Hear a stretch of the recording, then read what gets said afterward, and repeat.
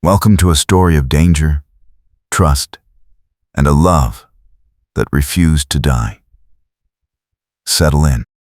Lenora Bennett pushed open the barn door, expecting nothing worse than a loose board or a restless horse. Instead, she found a man bleeding into her father's hay. The lantern swung in her grip, throwing wild shadows across his face, and her breath stopped cold. Wade Carver, the trail boss who had vanished from her life 6 years ago without a word. The man she had almost married in secret.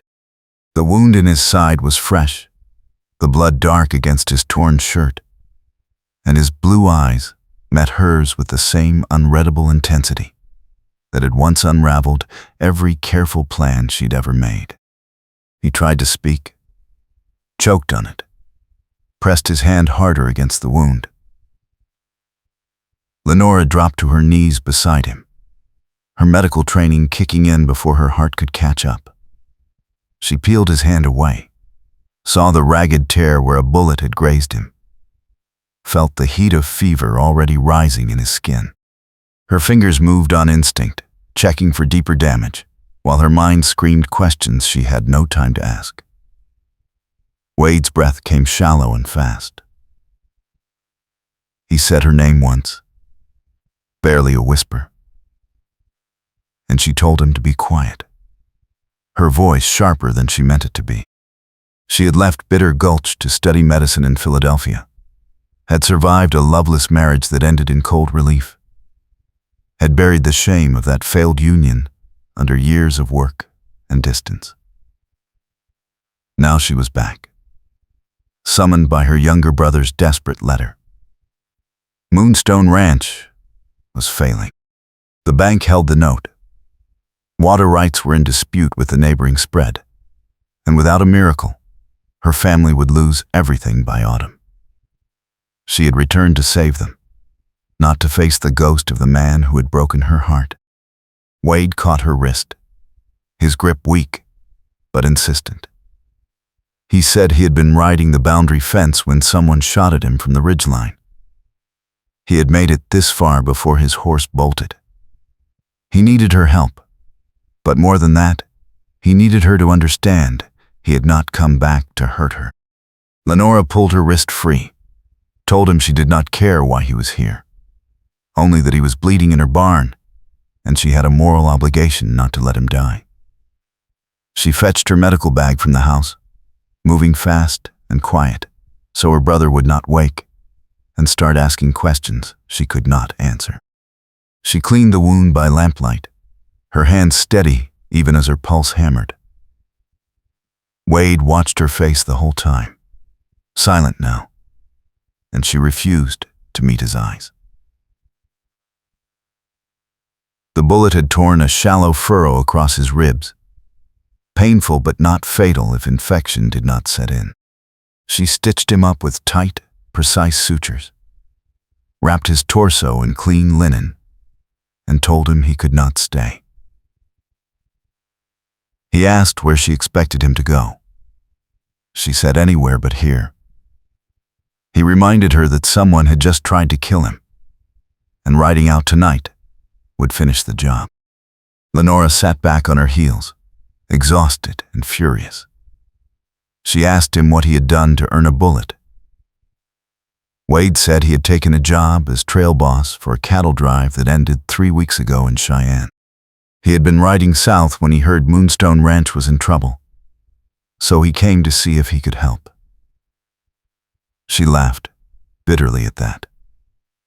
She said the last time he tried to help, he had left her standing in a chapel with a preacher and no groom.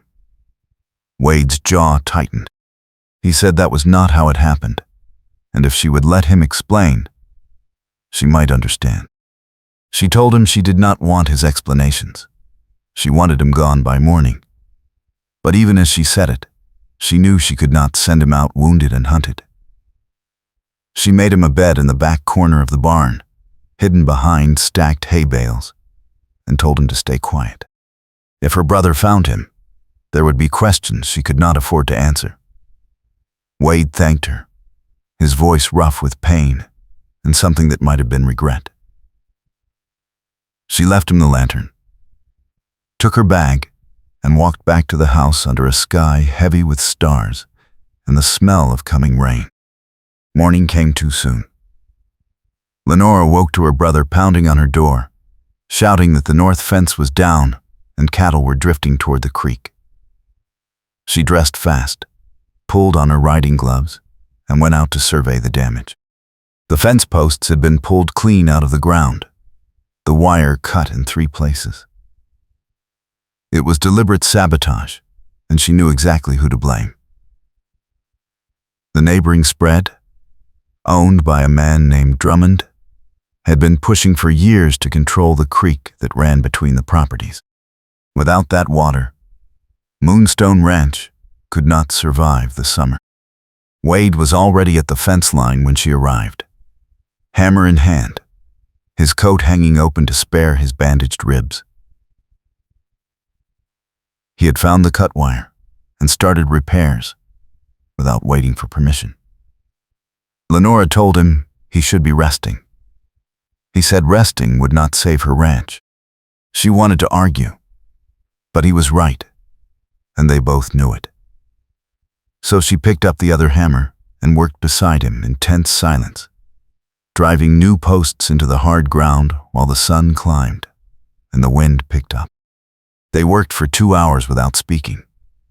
The fence began to take shape again, wire pulled tight, posts planted deep. Lenora's hands blistered inside her gloves, but she did not stop. Wade moved carefully, favoring his injured side, but he kept pace with her, his presence both familiar and unbearable. Finally, he broke the silence. He said he had not abandoned her 6 years ago.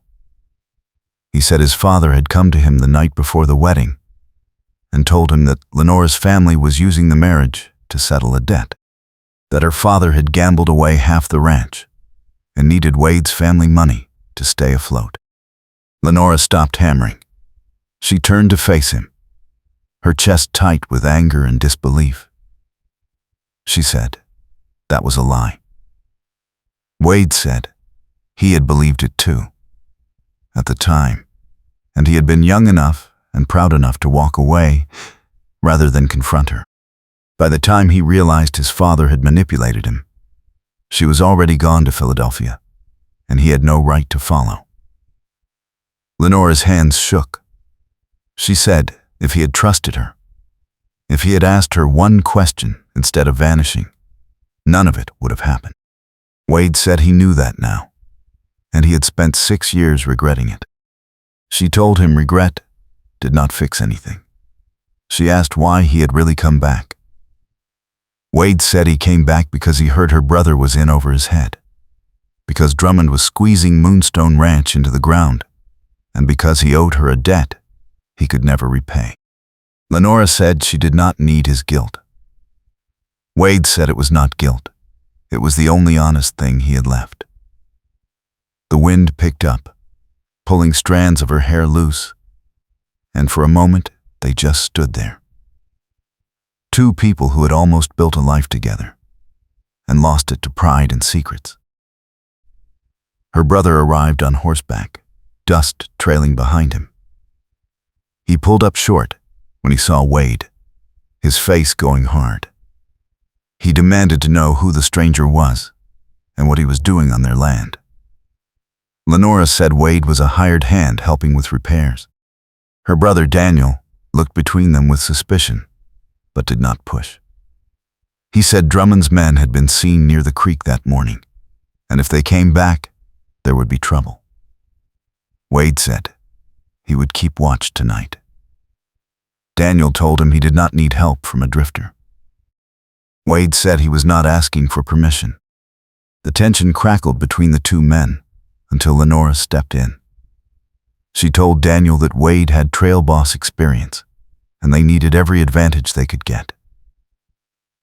Daniel finally nodded, grudging and uncertain, and rode back toward the house. Lenora turned to Wade and told him he had just made himself a target. Wade said He had been a target since the moment he rode into this valley. She asked him if he had a death wish. He said no, just unfinished business. That afternoon, Drummond's riders appeared on the far side of the creek. 3 men on horseback, watching and waiting. Lenora and Wade stood on the Moonstone side, close enough to see the rifles resting across their saddles. One of the riders called out, his voice carrying over the water. He said Drummond was willing to buy the ranch at a fair price, and it would be easier for everyone if the Bennetts accepted now, instead of waiting for the bank to foreclose. Lenora shouted back that the ranch was not for sale. The rider shrugged, said they would see how she felt when the cattle started dying of thirst.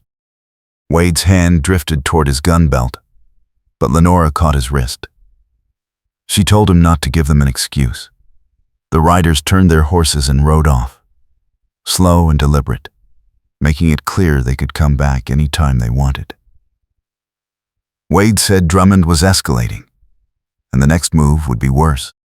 Lenora said she knew that, but starting a gunfight would not save the ranch. Wade asked her what would. She said she did not know yet, but she would figure it out before the bank came calling in 2 weeks.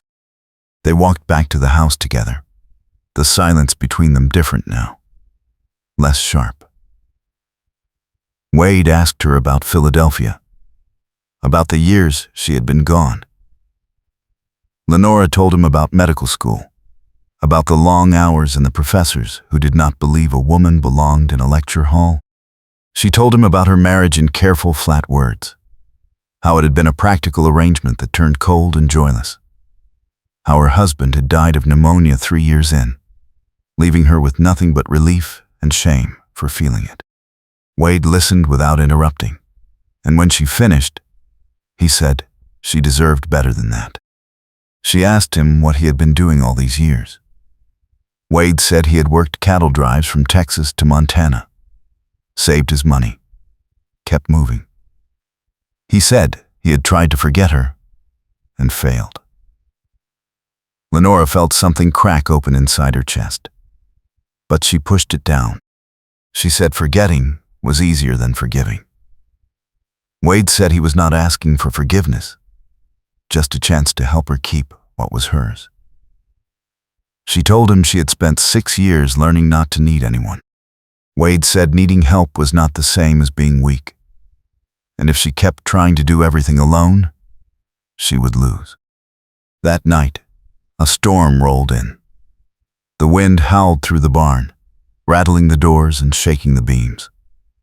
Lenora checked on Wade after dark, bringing him hot broth and fresh bandages. His fever had broken, and the wound was healing clean. He sat up when she came in, and they talked in low voices while the rain hammered the roof. Wade said he had been thinking about the water rights. He said if they could prove Drummond had sabotaged the fence and poisoned the creek upstream, they might have leverage to take to the territorial judge. Lenora said they had no proof. Wade said they could get it if they were willing to take a risk. She asked what kind of risk. Wade said he would ride up to Drummond's land after dark, scout the creek, and see if he could find evidence of tampering. Lenora said that was a good way to get shot. Wade said it was the only way to stop Drummond before he squeezed them dry. She wanted to argue, but she knew he was right. So she told him she would go with him. Wade said absolutely not. Lenora said it was her ranch, her fight, and he did not get to shut her out. Wade looked at her for a long moment, then nodded. They rode out 2 nights later, moving slow and quiet under a half moon. The storm had passed, leaving the ground slick and the air sharp with cold. They followed the creek upstream into Drummond's territory, staying low and off the main trails. Wade found the first sign of tampering a mile past the boundary. Someone had dammed the creek with stones and logs, diverting the flow away from Moonstone land. Lenora dismounted and examined the debris. She found burlap sacks stamped with Drummond's brand, empty bottles that had held lye, and fresh boot prints in the mud. Wade photographed the scene in his mind, memorizing every detail. He said this was enough to bring to the judge if they could get back without being caught.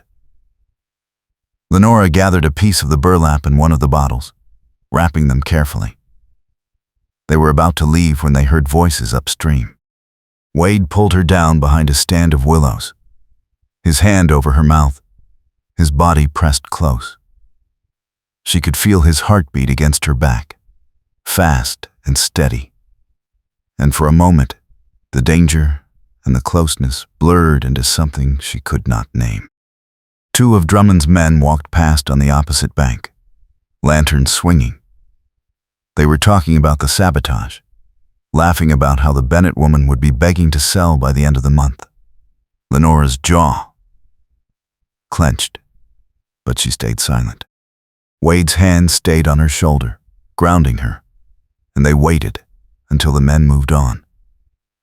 When the voices faded, Wade released her, and they slipped back to their horses. They rode hard for Moonstone Land, not stopping until they were safely across the boundary. Back at the barn, Lenora's hands were shaking from adrenaline. Wade steadied her, his touch careful and brief. He said she had done well. She said she felt like her heart was going to explode. Wade smiled, the first real smile she had seen from him, and it cracked something open inside her. She asked him why he was risking his life for a ranch that was not his. Wade said maybe he was not doing it for the ranch. Lenora looked away, her throat tight. She said she could not afford to misunderstand him again. Wade said he was not asking her to trust him all at once, just to let him prove he meant what he said. The next morning, Lenora took the evidence to the territorial judge in town. The judge was a gray-haired man with tired eyes and a reputation for fairness. He listened to her account, examined the burlap and the bottle, and said he would open an inquiry. But he warned her that Drummond had money and influence, and proving sabotage in court would take time they might not have. Lenora asked how much time. The judge said weeks, maybe months. She told him the bank was foreclosing in 10 days. The judge said he was sorry, but the law moved slowly. Lenora walked out of the courthouse, feeling like the ground had dropped away. She met Wade in the town square, where he had been waiting with the horses. She told him the judge would not move fast enough. Wade said they needed to force Drummond's hand, make him show his cards before the foreclosure. Lenora asked how. Wade said they could file a formal complaint with the Cattlemen's Association, accuse Drummond of violating water rights treaties, and demand an emergency arbitration. It would not hold up in court, but it might buy them time and public pressure. They filed the complaint that afternoon. By evening, the whole town knew. Drummond sent a message to the ranch, delivered by a stone-faced rider. The message said that if the Bennetts withdrew the complaint, Drummond would consider allowing them to keep grazing rights on the creek for a fee. If they did not withdraw, he would make sure they lost everything. Lenora burned the message in the kitchen stove. Wade said Drummond was scared, or he would not be offering deals. Lenora said scared men were dangerous men. That night, the storm came back with a vengeance. Lightning cracked the sky open, and the wind tore shingles off the barn roof. Lenora and Wade worked side by side in the driving rain, hammering boards over broken sections, hauling tarps to cover the hay. The storm felt like the land itself turning against them, and by the time it passed, part of the barn's east wall had collapsed. Lenora stood in the wreckage, soaked and shaking, and for the first time since she had come home, she felt the full weight of how close they were to losing. Wade found her sitting on a hay bale, staring at the ruined wall. He sat down beside her, close enough that their shoulders touched. He said they would rebuild. Lenora said she did not know if there was time. Wade said time was all they had left to fight with, and he was not giving up. She turned to look at him, rain dripping from her hair, and asked him why he cared so much. Wade said because she cared, and that was enough. Lenora felt the ache of old wounds and new hope tangled together, and she did not pull away when he took her hand. The next morning, Daniel found them asleep in the barn, leaning against each other in exhaustion. He woke them with a shout, demanding to know what was going on. Lenora told him the truth, all of it. She told him about Wade, about the wedding that never happened, about the sabotage, and the evidence and the complaint they had filed. Daniel listened, his face cycling through shock and anger and something that might have been relief. He said he wished she had told him sooner. Lenora said she had been trying to protect him. Daniel said he was not a child, and this was his fight too. Wade stood and offered his hand. He said if Daniel wanted him gone, he would leave, but if Daniel wanted help saving the ranch, he would stay and see it through. Daniel looked at the outstretched hand for a long moment, then shook it. He said they needed every fighter they could get. Lenora felt something ease in her chest. For the first time since she had come home, she was not carrying the weight alone. The three of them spent the next 2 days planning. Daniel knew the land better than anyone. Wade knew cattle, water, and how to read men like Drummond. Lenora knew the law and how to navigate the town's politics. Together, they mapped out a strategy. They would hold the creek, repair the fence, and keep the cattle healthy until the arbitration hearing. If Drummond escalated, they would meet him head on. If he tried to buy them out, they would refuse. It was a thin plan, built on hope and stubbornness, but it was all they had. Drummond escalated. 3 days before the bank's deadline, his men cut the fence again and stampeded a dozen head of Moonstone cattle into the creek. 2 drowned, and the rest scattered into the hills.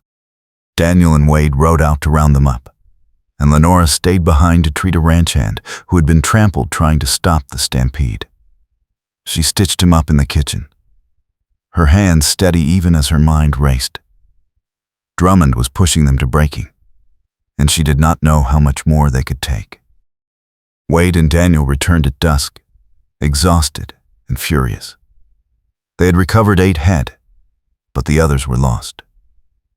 Wade said Drummond's men had been watching from the ridge the whole time, making sure they knew who was responsible.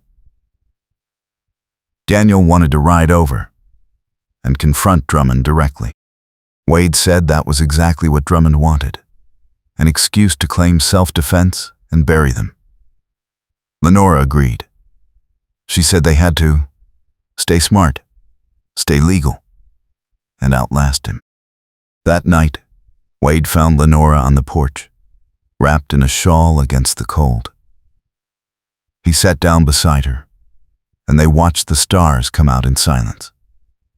Finally, Wade said he was sorry for all of it, for leaving, for the years they had lost, for not being the man she deserved.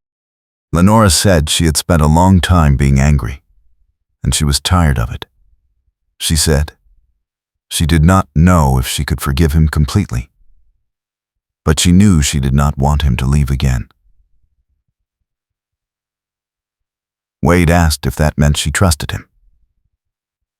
Lenora said it meant she was trying. He reached for her hand, and this time, she let him hold it.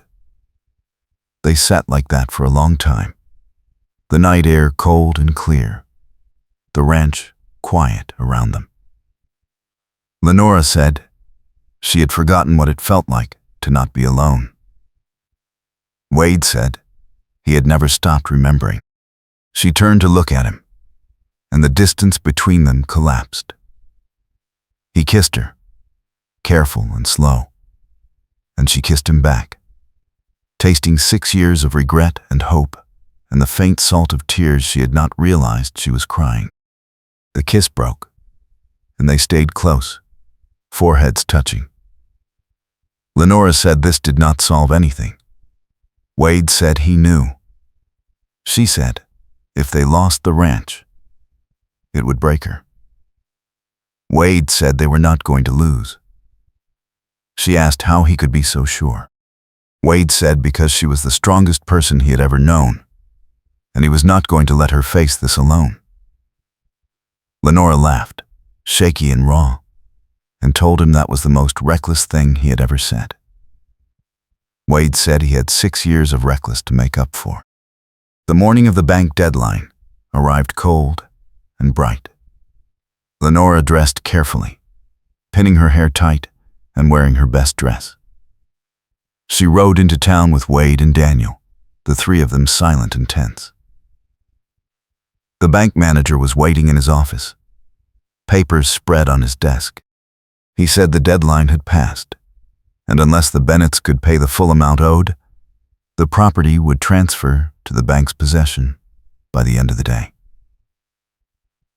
Lenora asked for an extension. The manager said the bank had already been generous. Wade stepped forward and placed a leather pouch on the desk.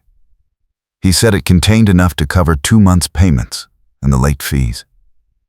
The manager opened the pouch, counted the money, and looked up in surprise. He asked where it had come from.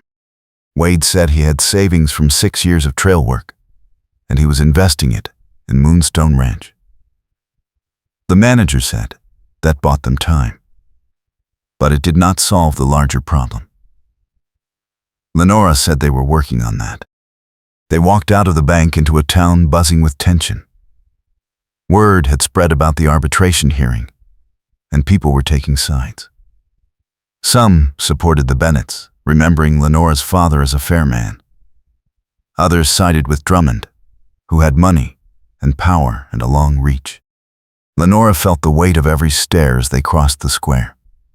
Wade stayed close, his hand resting lightly on her back, and she drew strength from his presence. That afternoon, a rider came to the ranch with a message. The Cattlemen's Association had scheduled an emergency meeting to hear the water rights complaint. It would be held in 2 days at the town hall. Drummond would be there, and so would the territorial representatives. Lenora knew this was their only real chance.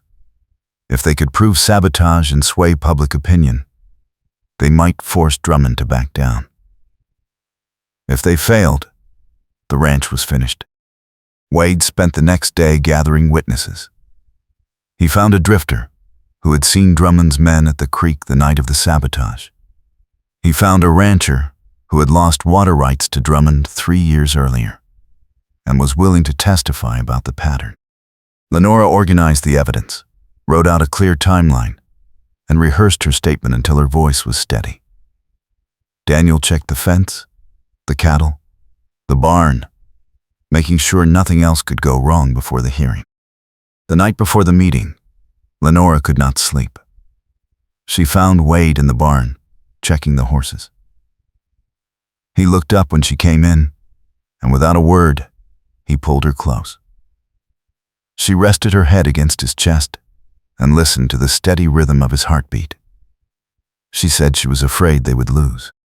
Wade said fear was not the same as failure. She asked him what would happen if they won. Wade said they would rebuild, together, and figure out the rest as they went. Lenora said that sounded terrifying and perfect. The morning of the hearing, the town hall was packed. Drummond sat at the front with his lawyer, a slick man in an expensive suit.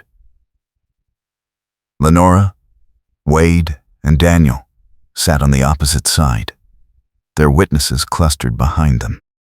The association chairman called the meeting to order and asked Lenora to present her case. She stood, her heart pounding, and laid out the evidence.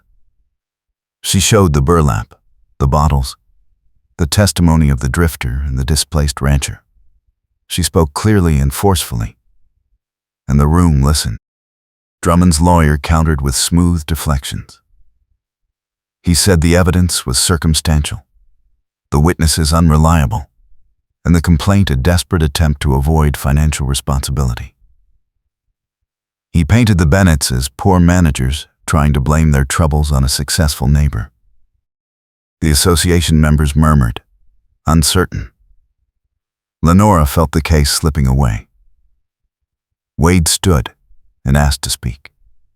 The chairman allowed it. Wade told the story of the sabotage, the stampede, the systematic effort to destroy Moonstone Ranch. He spoke with the authority of a man who had spent his life on the trail, who knew cattle and water and the code that governed the frontier. He said Drummond was not just breaking the law, he was breaking the trust that held communities together. The room went quiet. Drummond's lawyer tried to interrupt, but the chairman silenced him.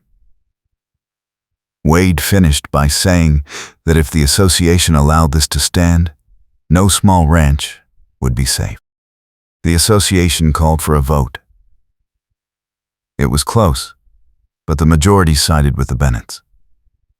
The chairman ruled that Drummond must cease all interference with Moonstone water rights and pay restitution for damages. Drummond stood, his face dark with rage, and said this was not over. He walked out, his lawyer trailing behind. Lenora felt a rush of relief so intense she thought her knees would buckle. Wade caught her arm, steadying her, and she saw the same fierce joy in his eyes. But the victory was short-lived. That night, word came that Drummond had accused one of Lenora's ranch hands, a young man named Carter, of stealing cattle. The accusation was a lie, but Drummond had witnesses and a judge in his pocket. A warrant was issued, and by morning, a mob had formed in town. They were calling for a trial, but the mood was ugly, and the talk was turning toward a rope. Lenora rode into town with Wade and Daniel, her blood ice cold with dread. They found Carter locked in a shed behind the general store, a makeshift jail. A crowd had gathered, and someone had already strung a rope over the beam of the livery stable. Drummond stood at the edge of the crowd, arms crossed, watching with cold satisfaction.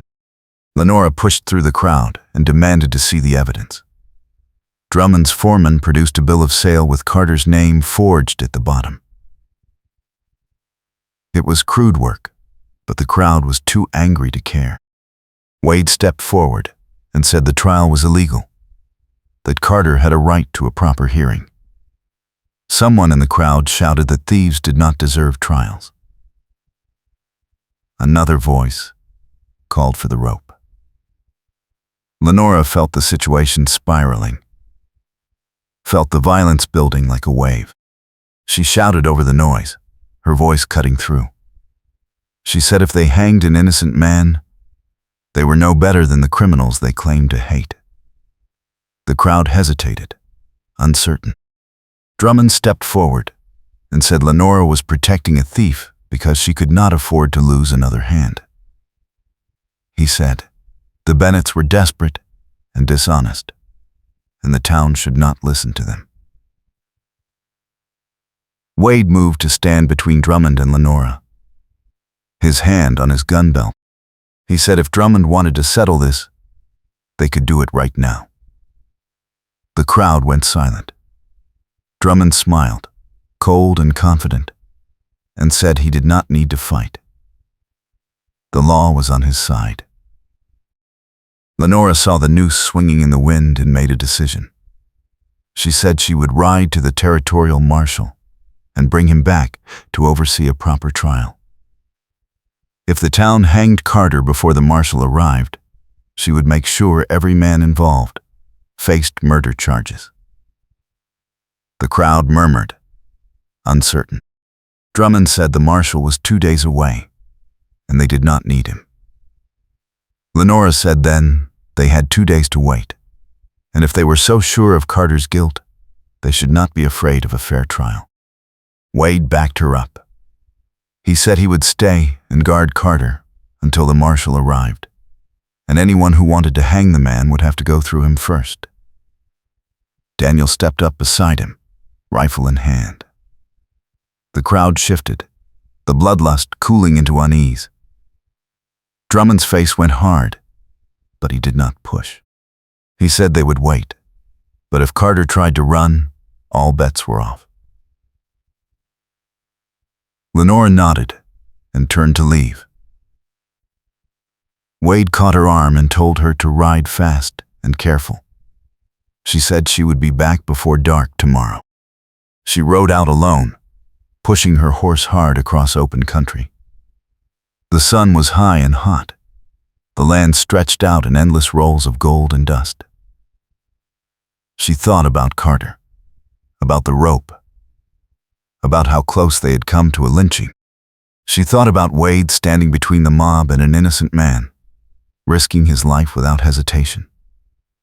She thought about the ranch, about her father's dream, about everything she was fighting to save. And she rode faster. She reached the marshal's office by late afternoon. The marshal was a grizzled man with a badge that had seen hard use. She told him everything, showed him the forged bill of sale, and begged him to come back with her. The marshal said he had heard of Drummond, and he did not like what he heard. He saddled his horse and rode out with her, and they made the return journey through the night, stopping only to rest the horses. They arrived in Bitter Gulch at dawn. The crowd was still there, smaller now but no less tense. Wade and Daniel stood guard outside the shed, both of them exhausted but unbroken. The marshal dismounted and announced his presence with authority that cut through the murmurs. He said there would be a trial, held properly, with evidence and witnesses. He examined the bill of sale and declared it an obvious forgery. He asked Drummond if he had any real evidence. Drummond said the word of his men was evidence enough. The marshal said hearsay did not convict a man in his jurisdiction. Carter was released into the marshal's custody pending a formal hearing.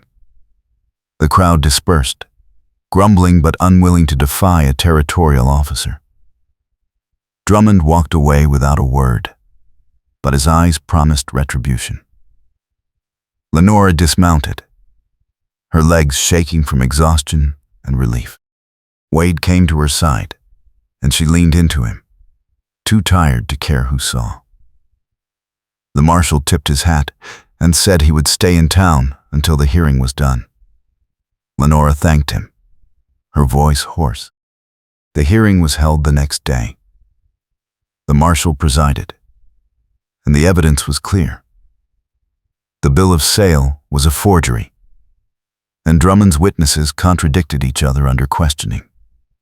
Carter was cleared of all charges. Drummond was fined for filing a false accusation and warned that any further interference would result in criminal charges. He left the courthouse in silence, his power visibly diminished. Lenora felt the victory like sunlight breaking through clouds. That night, the town held a quiet celebration at the saloon.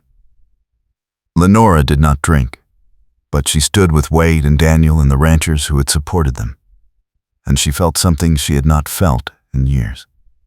Community. Belonging. Wade stayed close, his hand on the small of her back, and when someone asked if they were together, Lenora did not deny it. She said they were figuring it out. Wade smiled and said that was the truth. They rode back to Moonstone Ranch under a sky full of stars.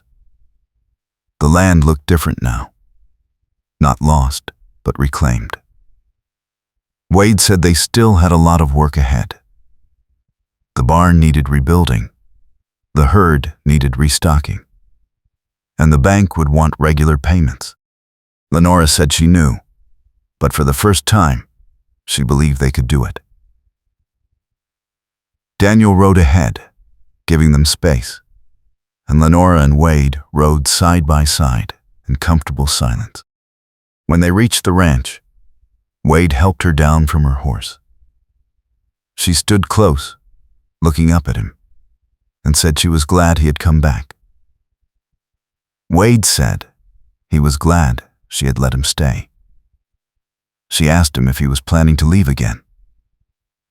Wade said not unless she told him to. Lenora said she was not going to tell him to. Wade kissed her then, slow and sure, and she kissed him back with all the hope and fear and fierce determination that had carried her through the last terrible weeks. The weeks that followed were hard, but hopeful.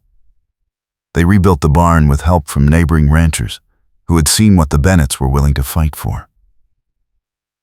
Drummond kept his distance, his influence in the valley broken.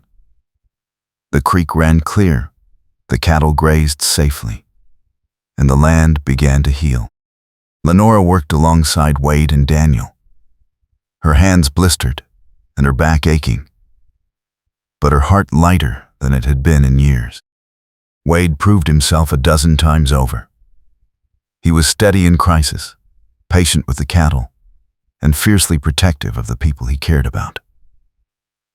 Lenora watched him work and felt the last of her mistrust dissolve. One evening, as they sat on the porch after a long day, she told him she had forgiven him. Wade said he did not know if he deserved it. Lenora said forgiveness was not about deserving. It was about choosing to stop carrying the weight. Wade took her hand and said he would spend the rest of his life making sure she never regretted that choice. Daniel came out onto the porch and cleared his throat. He said he had been thinking, and if Wade was planning to stick around, maybe they should make it official. He said the ranch needed a partner, someone who understood cattle and water and how to keep the land alive. Wade looked at Lenora, and she nodded. Wade said he would be honored. Daniel shook his hand, and the three of them sat together in the fading light, planning the future they would build. Lenora and Wade married in the same chapel where they had almost married 6 years before. This time, there were no secrets, no doubts, no disappearing grooms. The preacher smiled as he pronounced them husband and wife, and the small gathering of friends and neighbors cheered. Lenora wore a simple dress the color of cream, and Wade wore his best coat, brushed clean for the occasion. Daniel stood as witness, and when the ceremony ended, he hugged his sister and told her he was proud of her. The reception was held at the ranch. Tables were set up in the yard, and neighbors brought food and music. Lenora danced with Wade under the open sky, her head resting on his shoulder, and felt a peace she had not known was possible. Wade said he had imagined this moment 1,000 times, and reality was better. Lenora said she had stopped imagining it, and she was glad to be wrong. They danced until the stars came out, and when the guests finally left, they walked to the house, hand in hand. Life settled into a rhythm. Lenora kept her medical practice, treating neighbors and travelers who needed help. Wade managed the cattle and the land, working from dawn to dusk with the focus of a man who had finally found where he belonged.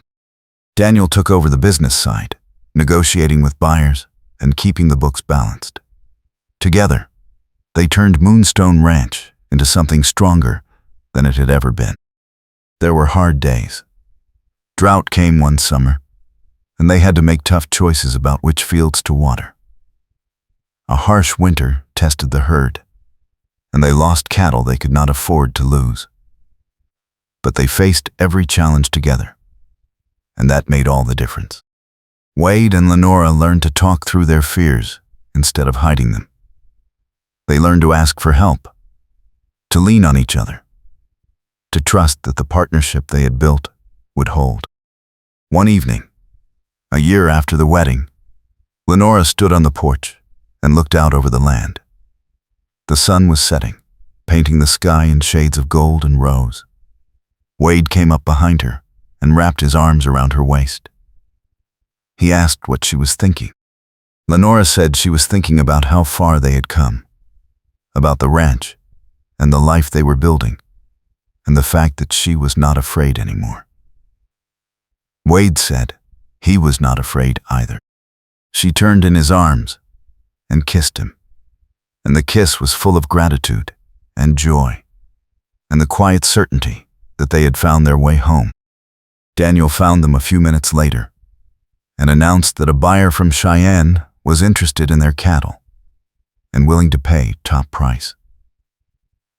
The sale would clear the rest of the bank debt and leave them with enough to expand the herd. Lenora felt tears prick her eyes, this time from relief and happiness. Wade shook Daniel's hand and said they had done it. Daniel said they had all done it, together. That night, they sat around the kitchen table and toasted the future with cups of strong coffee. Lenora looked at her brother, at her husband, at the home they had fought so hard to keep, and felt a fierce gratitude for every hard choice, every sleepless night, every moment of doubt that had led them here. Wade caught her eye and smiled, and she knew he felt it too.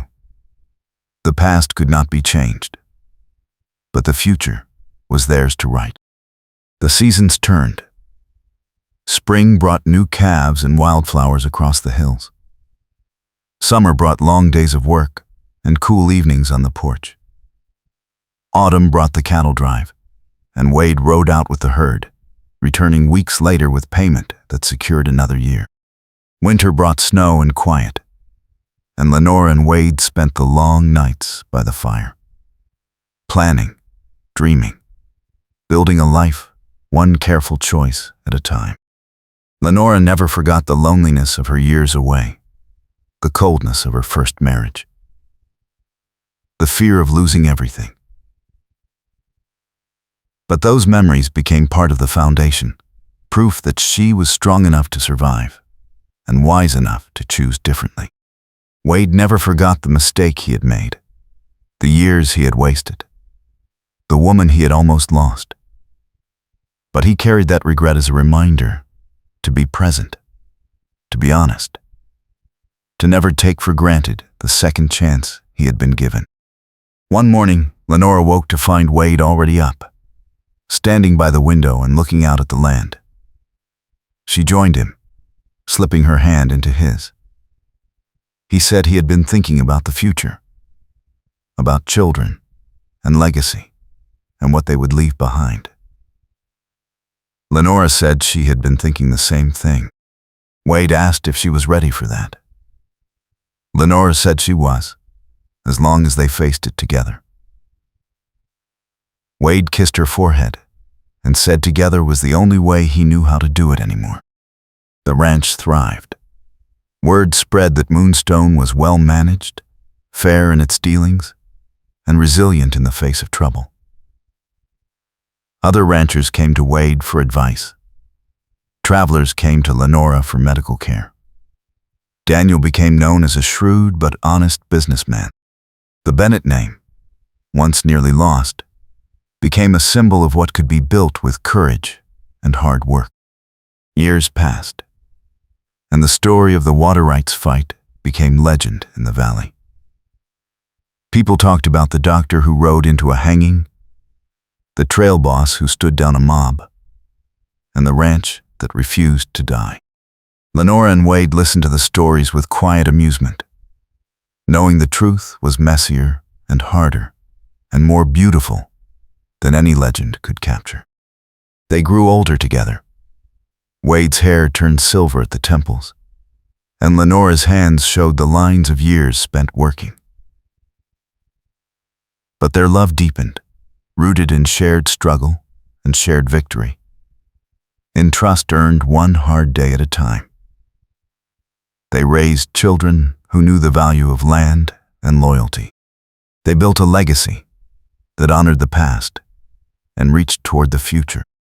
On warm evenings, Lenora and Wade still sat on the porch, watching the sun set over the land they had saved. Wade would take her hand, and she would rest her head on his shoulder, and they would sit in the kind of comfortable silence that only comes after years of knowing someone completely. The ranch spread out before them, alive and thriving, a testament to everything they had fought for. Lenora thought sometimes about the girl she had been, the one who had almost married Wade in secret all those years ago. She thought about the woman she had become in the years between, hardened by loss and loneliness. And she thought about the woman she was now, strong and loved and unafraid. The journey had been long and painful, but it had brought her here, to this porch, to this man, to this life, and she would not change a single step. Wade thought about the boy he had been, too proud to ask questions, too afraid to fight for what he wanted. He thought about the years he had spent running, never settling, never belonging. And he thought about the man he had become, rooted in this land and this love, finally home. He squeezed Lenora's hand, and she squeezed back, and no words were needed.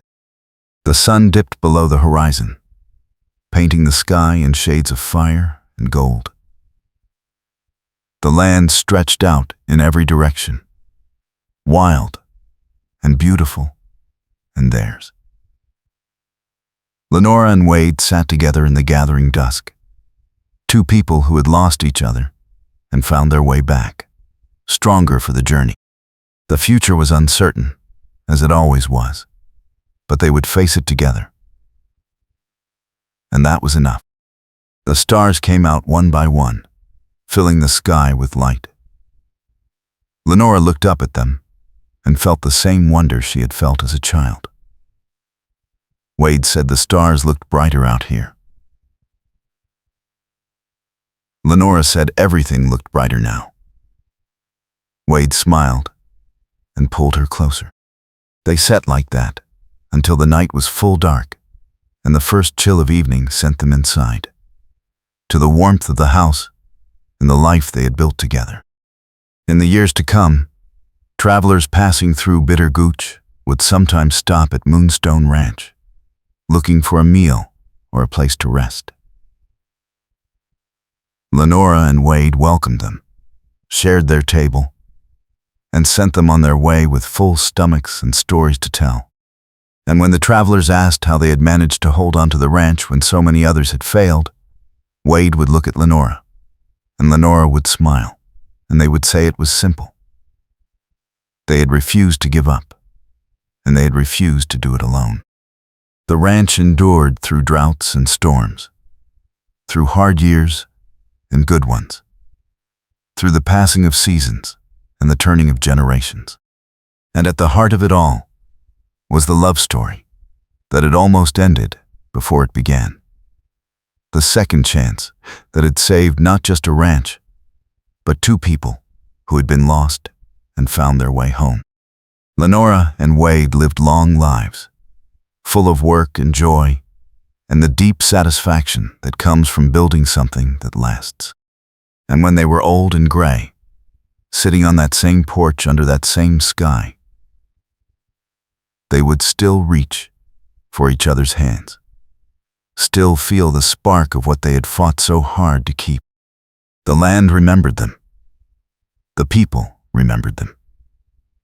And the story of the doctor who rode into a hanging and the trail boss who stood his ground became a story told around campfires and kitchen tables, a story about courage and trust and the kind of love that refuses to break. It was a story that ended not with a grand gesture, but with a quiet truth. They had chosen each other, again and again, through every hard day and every uncertain tomorrow. And that choice had made all the difference.